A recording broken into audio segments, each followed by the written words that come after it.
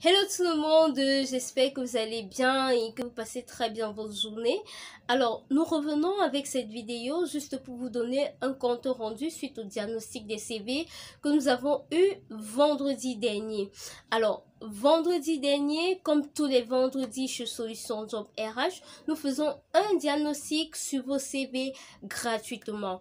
Le principe est simple, il suffit tout simplement d'envoyer votre CV soit par mail, soit par WhatsApp, vendredi à 20 h et Solution Job RH se charge tout simplement de l'analyser, faire un diagnostic afin de trouver les erreurs que vous avez sur vos CV, vous les transmettre et afin que vous puissiez les corriger tout simplement afin d'attirer le job de vos rêves. Alors aujourd'hui, nous allons partager avec vous quelques erreurs que nous avons eues à récupérer sur vos curriculum vitae vendredi dernier. Alors nous avons essayé d'énumérer plusieurs erreurs, mais aujourd'hui nous allons juste partager avec vous 4 erreurs qui vont vous permettre dorénavant de corriger ces erreurs-là. Et je vous invite par la suite de prendre un stylo et votre bic, notez ces erreurs-là afin de corriger tout de suite vos CV. Alors, première erreur, je lis ce que j'ai écrit. Les couleurs trop frappantes. Alors, nous avons constaté ce vendredi dernier beaucoup de CV avec des couleurs trop frappantes. Nous avons pris un exemple, un CV d'un comptable qui avait mis tout un bloc de mots il avait colorié en couleur rouge vif, tout un bloc. Du coup, le CV n'était plus visible, le CV était comme étouffé, le CV n'était plus attirant.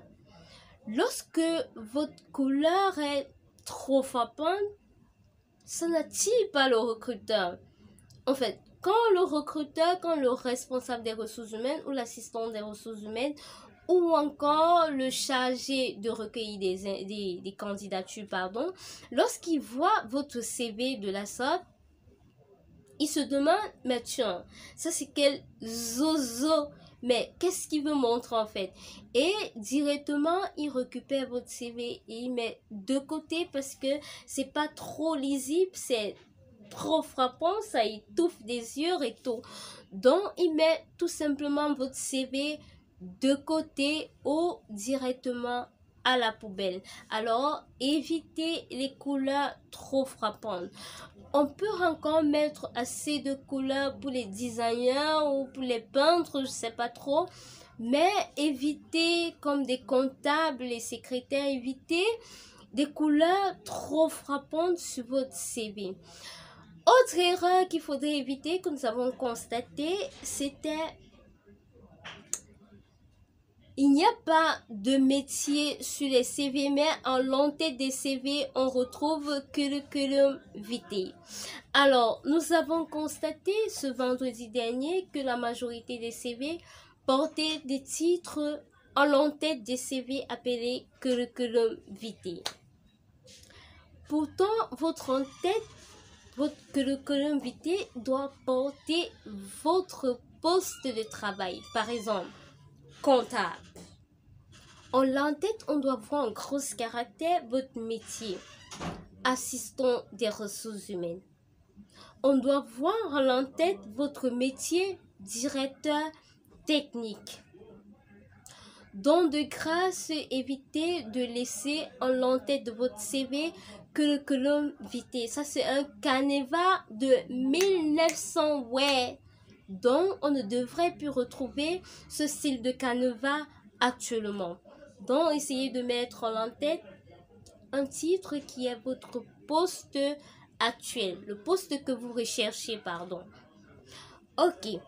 Troisième erreur que nous avons constatée, la localisation de votre domicile. Beaucoup de gens mettent la localisation, mais nous souhaitons que vous ne mettez pas la localisation lorsque vous êtes en train de postuler. Je n'ai pas dit l'adresse, la localisation de votre domicile. Pourquoi? Parce que ça peut être un élément de discrimination.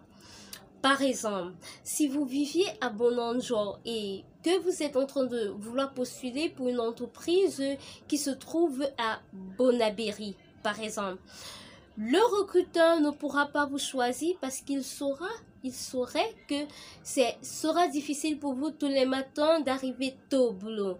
Avec les embouteillages, avec les problèmes de la route, avec tout ce qui va avec, tous les problèmes qui vont avec le matin, il ne pourra pas vous prendre parce que vous serez tout le temps en retard. Alors, autre erreur à éviter lors de la rédaction de votre curriculum vitae, ce sont les centres d'intérêt. Vous ne pouviez pas être comptable, vous mettez les centres d'intérêt, j'aime les musiques de 1990. Ça n'intéresse pas le recruteur. Alors, ce que nous devons vous dire ici, aujourd'hui, c'est que dans vos centres d'intérêt, vous deviez mettre ce qui doit intéresser l'entreprise. C'est ce qui doit... comment je vais expliquer ça?